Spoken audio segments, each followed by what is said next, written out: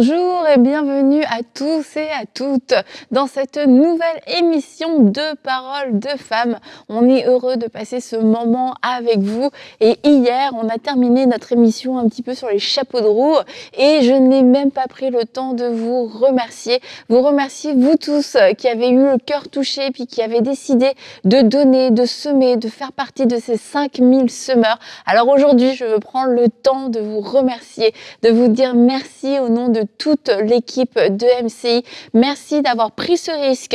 Merci d'avoir fait ce choix de générosité, d'avoir fait ce choix de foi et de croire que oui, c'est un investissement pour le royaume de Dieu et que vous ne semez pas seulement dans des choses qui vous sont utiles à vous directement, mais vous vous dites, je vais semer parce que le royaume de Dieu avance et puis il y a une autre famille qui va être touchée. La même grâce qui a touché notre famille, c'est une grâce qui va pouvoir se propager peut-être à une famille que je ne rencontrerai jamais, à qui je ne pourrai jamais parler. Et hier, on parlait du fait de pouvoir voir la gloire de Dieu au-delà de notre maison, au-delà de notre famille, mais dans les nations comme Rahab, comme Esther, comme Anne, toutes ces femmes qui ont obéi à Dieu et qui ne savaient peut-être pas au moment où elles ont posé leurs actes d'obéissance à quel point il y allait avoir des conséquences positives, des conséquences tellement extraordinaires qu'aujourd'hui, on en parle encore. Et si le Saint-Esprit vous a parlé pour cette semence, pour cette offrande et que vous l'avez fait, eh bien, à cause de votre obéissance, vous n'avez pas idée, vous ne pouvez peut-être pas imaginer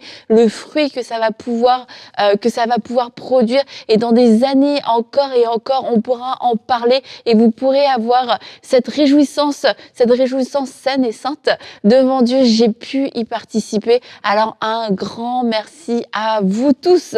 Et aujourd'hui, nous sommes encore avec vous, Pasteur Moussa. Oui, quelle joie Aurélie de vous retrouver. Quelle joie Annabelle. On est vraiment, on est très très heureuse. Oui. Et c'est vrai que d'habitude, Aurélie, on a l'habitude d'un peu plus parler, mais cette semaine, on a fait le choix. Oui, on a fait le choix de vous écouter, Pasteur Moussa, et puis de pouvoir recevoir ce que le Seigneur vous a transmis, la grâce qu'il vous a transmis. Et merci beaucoup de venir nous le partager sur ce plateau. C'est toujours une bénédiction de partager, de donner. Et donc, c'est une joie pour moi de pouvoir être là et de partager avec vous et avec tous ceux qui sont connectés. Vraiment, je pense que le Seigneur, vous pourrez témoigner par la suite, le Seigneur va agir et il est en train d'agir au nom du Seigneur Jésus-Christ. Amen. Alléluia. Et je voudrais dire que nous allons continuer sur quelque chose de fondamental, essentiel, qui peut réellement apporter une transformation dans la vie spirituelle et dans même la destinée. Parce que sans cette chose dont nous allons parler maintenant, c'est de la folie. C'est de la folie. Oui. Ça promet. Quel est l'opposé de la folie? En début de semaine, le pasteur Moussa nous a parlé de deux épouses et une qui peut voir la gloire de Dieu, qui est appelée à voir la gloire de Dieu, et puis une épouse qui est passée malheureusement à côté. Et en fait, que s'est-il passé? Pourquoi?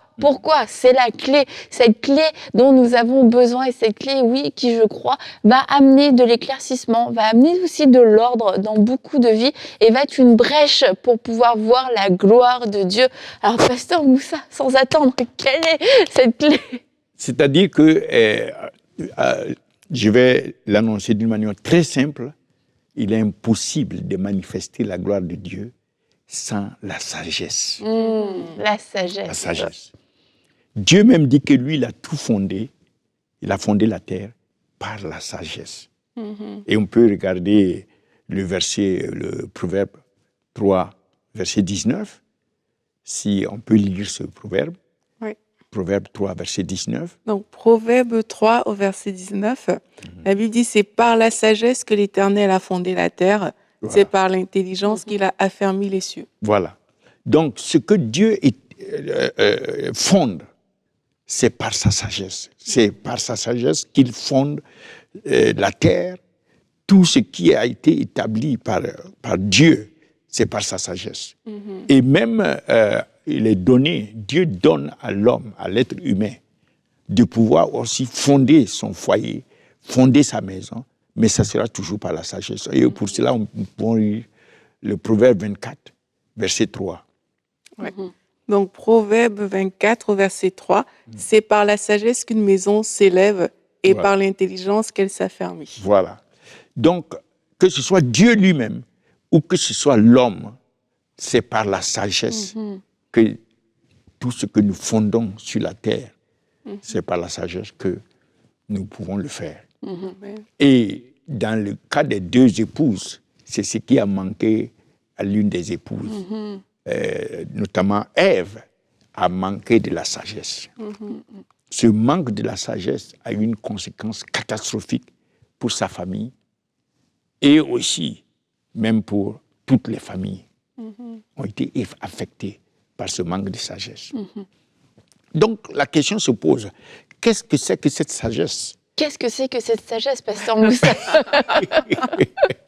Parce que l'épouse, la deuxième épouse, ne doit pas courir le risque de ne pas s'équiper de cette sagesse. Ouais. Il faut absolument attraper cette sagesse qui va permettre à Dieu de manifester sa gloire. Donc, mais pour comprendre ce que c'est que la sagesse, nous sommes obligés de passer par deux autres concepts qui encadrent la sagesse, disons qui interviennent dans la sagesse. Et pour ça, nous allons lire le Éphésiens chapitre 1, verset 11. Oui.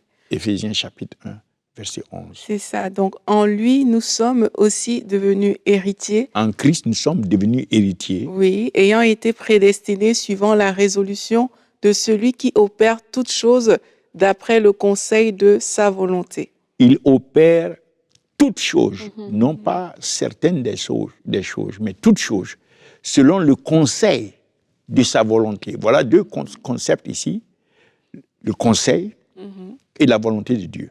Oui. Donc, avant de connaître la volonté de Dieu, on peut connaître la volonté de Dieu et ne pas connaître le conseil par lequel cette volonté a été définie. Dieu définit sa volonté à partir de son conseil. Vous voyez, par exemple, une grande entreprise, pour prendre des décisions, cette décision est prise dans un conseil. Voilà. Donc, le processus de définition de la volonté de Dieu s'appelle le conseil. Et le conseil aboutit à la définition de la volonté. Mais la connaissance de cette volonté ne veut pas dire qu'elle a été accomplie. Oui. Ouais. Donc finalement, il y a trois étapes, c'est ça? Trois Le étapes. conseil, la connaissance et l'accomplissement. Et Voilà. c'est là qu'on arrive à la sagesse. Voilà, Wow, c'est ça. bien ça, Annabelle. C'est ça. J'ai bien suivi. Donc, la première étape, c'est le conseil qui nous conduit à la connaissance de la volonté de Dieu. Nous pouvons connaître la volonté de Dieu sans être nécessairement passé par la connaissance de son conseil, mais c'est bien de connaître le conseil de Dieu, parce que Dieu dit, c'est mon conseil qui s'établit toujours. Et quand on dit le conseil de Dieu, est-ce que c'est des conseils à travers des hommes? C'est-à-dire que Dieu détermine un processus par lequel sa volonté va être établie. Ce processus d'établissement de sa volonté, c'est ça le conseil. Mais ça, c'est le conseil divin. Ce n'est pas le conseil des hommes. Donc, il y a le conseil des hommes qui peuvent aboutir à d'autres volontés. Et il y a le conseil de Dieu. Bon, dans une certaine dimension de la vie spirituelle, de la marche avec Dieu, Dieu peut permettre qu'on participe à son conseil. Okay. Bon, mais ce n'est pas le cas. C'est pas le sujet d'aujourd'hui. Oui, Dieu peut permettre qu'on participe. Et cela aboutit à la connaissance de la volonté de Dieu. Maintenant, avec la connaissance de la volonté de Dieu, la question donc de parvenir à l'accomplissement de cette volonté, c'est cette question qui se pose. Et c'est là où la sagesse intervient. Donc nous pouvons dire que la sagesse, c'est le processus dans la pensée de Dieu Ouais. Le processus de la pensée de Dieu, par lequel processus Dieu veut manifester sa volonté, accomplir sa volonté. Dieu a une démarche dans sa pensée. Et c'est cette démarche-là qui est la sagesse.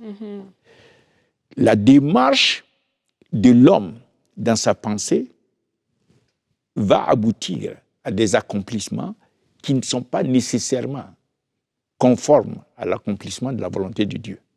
Mais lorsqu'on saisit la démarche de la pensée de Dieu, on aboutit au fait que sa volonté s'accomplit. C'est en cela que la prière, avec la connaissance de la sagesse, avec la sagesse, la prière avec le conseil, avec la volonté et la sagesse est très puissante. Wow. Oui.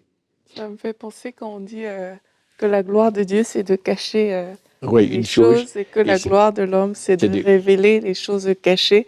Donc, c'est en plus, en tout cas, on va rechercher cette connaissance de Dieu. Oui. Plus on aura des accès à certaines informations et ces informations-là vont nous permettre justement d'agir d'une certaine manière, donc du coup d'agir avec sagesse. Et c'est important, du coup, on en revient encore à ce qu'on a parlé lors de la première émission, à notre responsabilité de nous dire, en fait, il faut vraiment qu'on prenne pour responsabilité, oui, d'aller dans la présence de Dieu pour pouvoir bâtir, pour pouvoir établir cette sagesse-là et ne pas se limiter à la surface, en fait. Vous avez dit que c'est tout un processus. Oui. Il faut qu'on accepte les étapes de ce processus-là pour pouvoir manifester la gloire de Dieu, pour voir les plans de Dieu arriver sur la terre. Et pour connaître le processus de pensée de Dieu, comme vous le dites, bah, il faut connaître en fait, faut connaître Dieu, il faut connaître la manière dont il pense pour ne pas penser à sa place de la mauvaise façon et tomber dans ce conseil humain où on ne connaît pas Dieu, mais on lui met des pensées, on lui attribue des paroles qui ne sont pas du tout les siennes. Et vous, Pasteur Moussa, au cours des dernières années, comment votre ministère a encore pris pas une nouvelle direction, mais de l'ampleur, je dirais, avec cette montagne de prière 24 heures sur 24.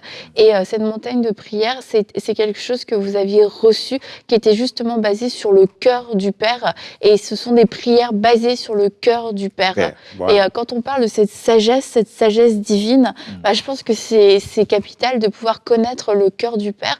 Mais du coup, comment fait-on pour connaître mieux le cœur du Père, découvrir le cœur du Père? C'est très simple. J'étais en prière dans ma closette, donc je ne dormais pas. La plupart des visions, étant éveillé. Donc je ne dormais pas et brusquement, je vois une montagne qui apparaît devant moi. C'était de la même manière que j'ai vu l'enfer qui était en dessous. Je ne dormais pas. Et donc, dans ce cas-là, une montagne de couleur chocolat. Et donc, je regarde la montagne et je pouvais percevoir à l'intérieur de la montagne. Je vois une petite montagne rouge, donc pas chocolat, rouge, de même forme, mais la différence c'est que cette petite montagne battait et respirait. Donc j'étais étonné et je pointe du doigt la montagne, la petite montagne, et je demande, Saint-Esprit, qu'est-ce que c'est que ça? La petite montagne qui respire. Et l'Esprit va me dire, c'est le cœur du Père. Donc moi, je regarde comme ça. Et en ce moment, l'Esprit commence à m'expliquer. Tu vois que le cœur du Père est en train de battre. Ça fait comme ça revient, ça fait comme ça revient. Quand le cœur du Père bat, la grande montagne aussi va dans la même direction. Quand le cœur du Père revient, la grande montagne aussi revient. Et l'Esprit me dit, il faut que les prières sur la montagne soient conformes au cœur du Père. Je dis, ok. Donc c'est là que nous avons convoqué les responsables chaque samedi d'une centaine de nations. Tous ces responsables ne viennent pas à la fois, mais des dizaines qui viennent ensemble pour que nous partageons dans la Bible ce que c'est que le cœur du Père. Et alors, au niveau de la montagne, qui est une montagne virtuelle, spirituelle, la prière se fait 24 heures sur 24, 7 jours sur 7. Et c'est la 3e année. sans arrêt, oui. Et c'est toujours pour les âmes, pour la révélation de Jésus, pour la destruction de tout ce qui s'oppose à la révélation de Jésus, les réseaux des hôtels, etc., etc., pour que les âmes, nous avons plus de combien de milliards d'âmes encore dans les ténèbres. Ce n'est pas normal que Christ, après avoir versé son sang, il a donné sa vie, il est mort, il est ressuscité, monté, il a donné le mandat à l'Église, que nous en soyons encore à ce résultat aussi, je peux dire, minable. Les compétiteurs des autres religions, parfois, ont plus que nous. Je ne veux pas citer, mais des milliards sont dans ces autres religions. Et nous sommes de ces religions qui avons commencé avant même certaines de ces religions-là. Et donc, il y a un point de faiblesse quelque part. Et ce point, je suis convaincu que la prière a été un peu limitée à nous-mêmes. OK. Voilà. La révélation de Jésus-Christ, qui est le fondement de l'Église, qui est le moyen de bâtir l'Église, qui est le toit de l'Église, qui va permettre le salut des âmes partout dans le monde, c'est la révélation de Jésus-Christ. Cette révélation n'a pas tellement de prière focalisée sur elle. C'est ainsi que le Seigneur lui-même va venir me dire que pourquoi y a-t-il tant d'églises qui ne gagnent pas les âmes? Et l'Esprit de Dieu va répondre en disant que c'est parce que la révélation de Jésus a été rendue si confuse que le monde ne voit plus Jésus à travers ses églises. Le monde voit des hommes de Dieu, voit des dénominations, voit beaucoup de choses, mais la vision de Jésus-Christ, la révélation de Jésus-Christ, ce qui fait que les âmes ne peuvent pas être sauvées. Donc, pour revenir à ce point de la sagesse, c'est-à-dire que tout accomplissement pour la manifestation de la gloire de Dieu doit être basé sur le processus de la sagesse en tant que la pensée de Dieu, le processus de la pensée de Dieu par lequel la chose doit s'accomplir. Je prends un exemple. Si nous partons prier maintenant tout de suite, si on révèle-nous le processus par lequel Aurélie va être mariée.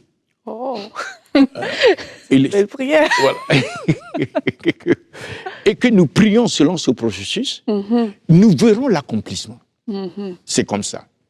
Donc, pour la manifestation de la gloire de Dieu aussi, il faut absolument saisir ce processus-là. Et c'est cet exemple que le Seigneur a donné concernant la montagne. Moi, j'ai dit que c'est un miracle. Moi-même, je suis étonné de voir comment, parfois 100, 120, 130 nations. Et les gens sont en train de prier pour que les 205 nations du monde se connectent 24 heures sur 24. On a un ordinateur, ça ne s'arrête pas. Les gens de partout se connectent, en train de prier. Et ces gens prient aussi pour nous, comme ça, spontanément. Wow. C'est parce que les choses se sont passées par le processus, par la sagesse, ce que l'Esprit a montré, et on a fait des nations qu'on n'a jamais appelées, on ne connaît personne là-bas. Les gens se connectent, se joignent, et la prière se fait continuellement. Et ces gens nous connaissent partout maintenant, dans toutes ces nations. Imaginez-vous qu'aujourd'hui, je peux leur donner la requête de prière. Oh, j'ai ma fille spirituelle, Aurélie, je veux que vous priez pour elle. Tu vas voir combien dans le monde, combien de nations vont se mettre en train de bombarder pour une seule personne. Là, Yeb, vous l'avez dit, là, c'est bon, le sujet est envoyé. Actuellement, il y a des conférences au Panama, République du Dominique, des Sentinelles, des Watchmen. Actuellement, au moment où on parle, Nicaragua, il y a des conférences là-bas. Il y a des gens de l'armée, des militaires, colonels de l'armée des États-Unis qui font partie de ça. Il y a des représentants diplomatiques, des diplomates qui font. Ce n'est pas moi qui les ai mobilisés. C'est pour montrer ce que la sagesse de Dieu, quand c'est fait par le processus de la pensée, Dieu pense. Et quand il pense, et qu'on saisit cette pensée et qu'on agit en fonction de ça, c'est-à-dire qu'on a agi par la sagesse. Et c'est là où on voit que l'esprit prend le contrôle et des choses incroyables se font. Amen. C'est pourquoi je veux prier vraiment. que Dieu révèle sa sagesse Amen. au corps de Christ, aux hommes de Dieu. Et nous allons voir une explosion et la manifestation de la gloire de Dieu d'une manière sans pareil. Nous avons célébré les grands hommes, les Smith Wigglesworth, les extra. Mais nous pouvons faire des plus grandes célébrations à la gloire de Dieu parce que nous pouvons recevoir le processus, ce processus par lequel nous devons faire l'évangélisation, nous devons faire le ministère, le processus. Je veux prier pour ça. Père, au nom du Seigneur Jésus-Christ, toi qui es le Dieu fidèle à ta parole, tu as dit si deux d'entre nous s'accordent pour te demander quoi que ce soit, tu vas le faire. Nous avons écouté ta parole et nous prions maintenant afin que tu nous révèles ta pensée, que nous puissions savoir quel est le processus de ta pensée par lequel tu veux accomplir ta volonté dans les différentes situations dans lesquelles nous faisons face, auxquelles nous faisons face. Donc nous prions pour le corps du Christ, pour les hommes de Dieu, les femmes de Dieu, pour les enfants de Dieu, afin que par ta grâce, tu nous manifestes ta pensée concernant les différentes situations dans lesquelles nous pouvons nous trouver, afin que nous puissions agir conformément à ta pensée, conformément au processus de ta pensée pour la manifestation de ta volonté, l'accomplissement de ta volonté. Que nous n'agissons pas seulement en fonction de notre propre compréhension, mais que nous puissions agir, prier, faire les choses en fonction de ta pensée, du processus de la pensée par lequel tu veux accomplir ta volonté. Que tu révèles cela à tous ceux qui sont en train de regarder maintenant, de suivre cette émission. Ô Père, révèle-leur par ton esprit qu'ils reçoivent, que ces personnes reçoivent, qu'elles reçoivent la révélation du processus de ta pensée dans leurs différentes circonstances et situations.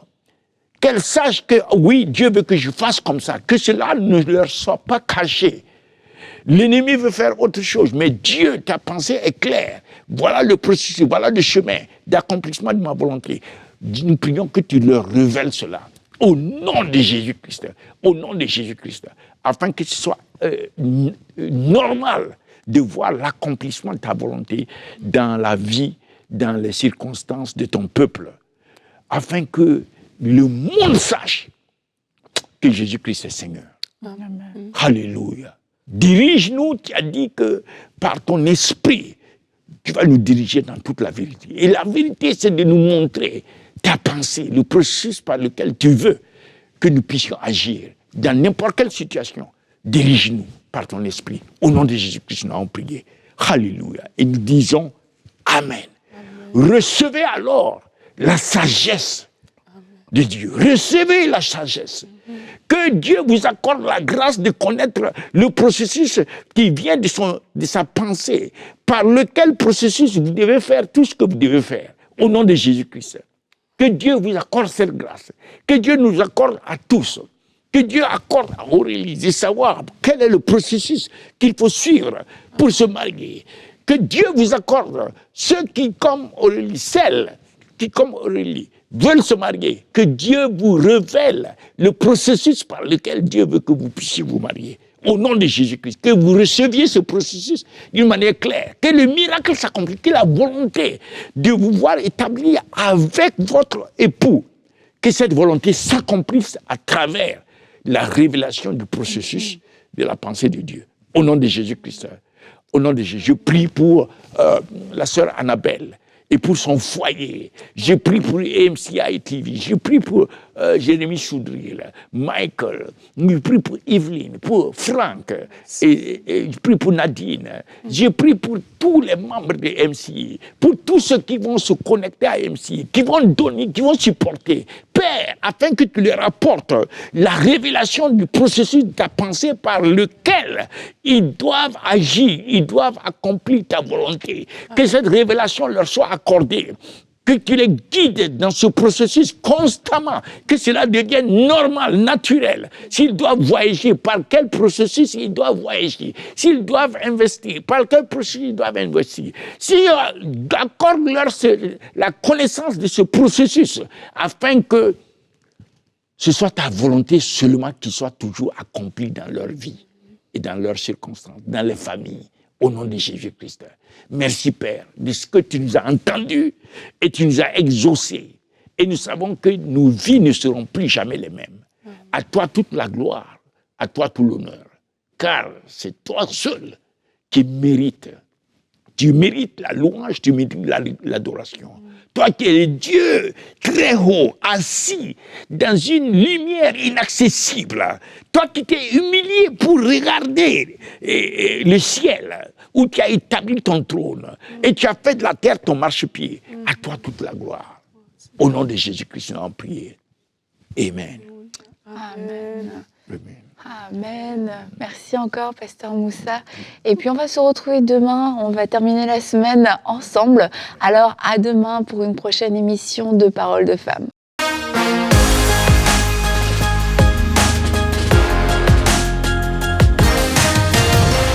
Quand j'ai su qu'il allait avoir des capsules d'animation pour enfants dans ma Bible, j'étais tellement contente. Et franchement, vu la qualité, je suis sûre que ça va être traduit dans plusieurs langues. En tout cas, moi, je serais trop fière qu'un programme comme ça, un programme francophone, puisse sortir et impacter le monde entier. Alors aujourd'hui, vous pouvez faire partie des 5000 semeurs qui vont permettre que tous les projets de MCI puissent se réaliser. Semons dès maintenant pour vivre une grande moisson à travers les projets du Centre EMCI. Pour faire votre don, rendez-vous sur emcitv.com/5000. Vous pouvez donner en une seule fois ou en plusieurs mensualités.